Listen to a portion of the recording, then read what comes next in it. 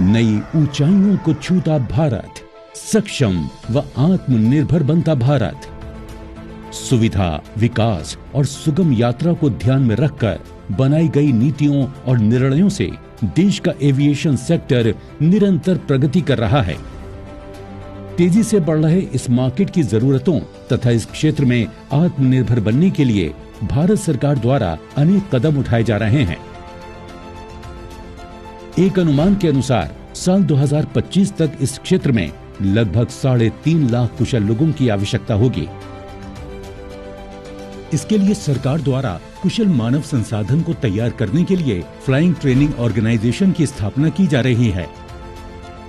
साथ ही maintenance, repair और overhaul यानी MRO सेवाएं प्रदान करने के लिए एक मजबूत इकोसिस्टम बनाया जा रहा है। माननीय प्रधानमंत्री जी के आत्मनिर्भर भारत के सपने को साकार करने की ओर ठोस कदम उठाए जा रहे हैं।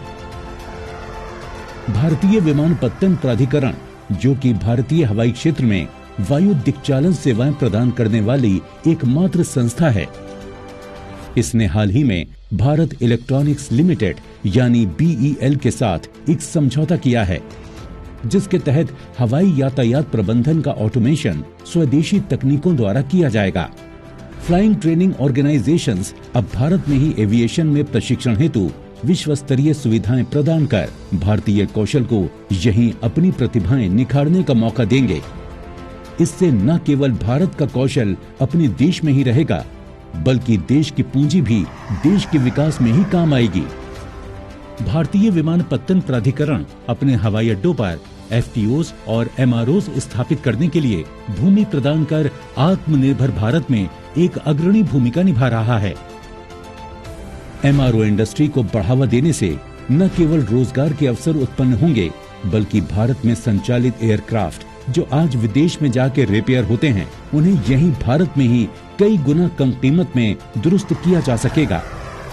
निजी क्षेत्र ने भी इस सेक्टर में भारत की सबसे बड़ी एयरक्राफ्ट मेंटेनेंस, रिपेयर और ओवरहॉल फर्म में निवेश करने में रुचि दिखाई है। ऐसे और कई प्रयासों से भारतीय नागर विमानन क्षेत्र आत्मनिर्भर भारत की परिकल्पना को साकार करेगा।